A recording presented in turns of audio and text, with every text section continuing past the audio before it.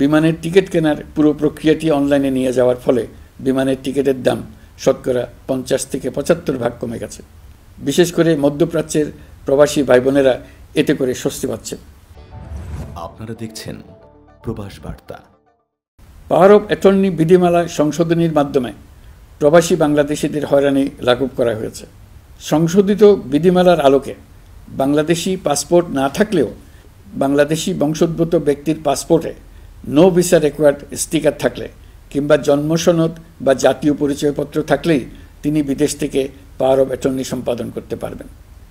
সরকারি সিদ্ধান্ত ও প্রয়োজনীয় ব্যবস্থা নেওয়ার পর বিমানের টিকিট কেনার পুরো প্রক্রিয়াটি অনলাইনে নিয়ে যাওয়ার ফলে বিমানের টিকিটের দাম শতকরা 50 থেকে 75 ভাগ কমে গেছে। বিশেষ করে মধ্যপ্রাচ্যের প্রবাসী ভাই বোনেরা এতে করে স্বস্তি পাচ্ছে। অন্যান্য এয়ারলাইনের টিকিটের দামও কমে গেছে। নাগরিকদের হয়রানিমুক্ত ও দুর্নীতিমুক্ত সেবা প্রদানের জন্য সরকার ভূমি সেবা ডিজিটালাইজ করার উদ্যোগ নিয়েছে। এর অংশ হিসেবে ভূমি মন্ত্রণালয় অনলাইনে ঘরে বসেই জমির খাজনা প্রদান, নামজারি, জমা খারিজ, খতিয়ান বা পর্চা সার্টিফাইড কপি, মৌজা ম্যাপ বা নকশা প্রদানের কার্যক্রম শুরু করেছে। এই পদ্ধতিতে ভোগান্তি, অস্বচ্ছতা ও দুর্নীতির অবসান হবে। বর্তমানে সারা দেশে পরীক্ষামূলকভাবে এই কার্যক্রম চালু হয়েছে। এগুলোকে ক্রমান্বয়ে আরও জনবান্ধব করে স্থায়ী রূপ দেওয়া হবে। এর লক্ষ্য হবে ক্রমাগতভাবে এই সকল দায়িত্ব সরকারের হাত থেকে নিয়ে সেবাদানকারী ব্যক্তি বা প্রতিষ্ঠানের কাছে ছেড়ে দেওয়া।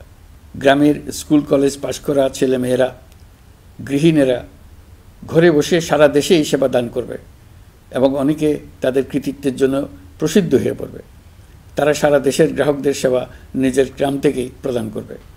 রাজস্ব সংস্কার কমিশনের সুপারিশ অনুসারে জাতীয় রাজস্ব বোর্ড বিলুপ্ত করার সিদ্ধান্ত নেওয়া হয়েছে।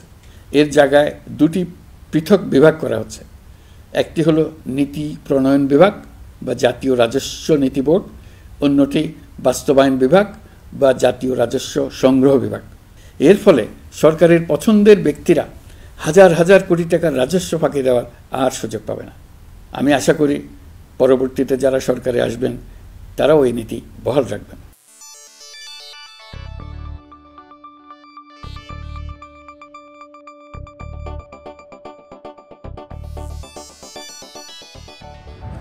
আপনারা দেখছেন প্রবাস বার্তা।